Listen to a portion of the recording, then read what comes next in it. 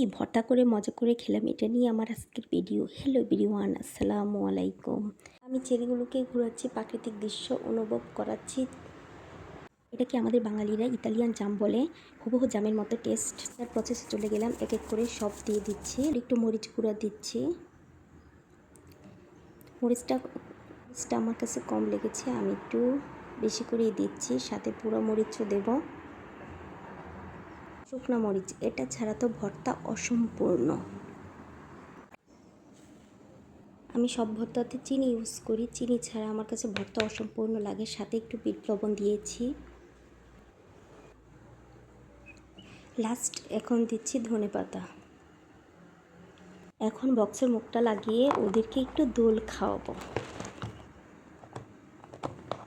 ফলমূলে দোল খাবে না তা কী করে হয়।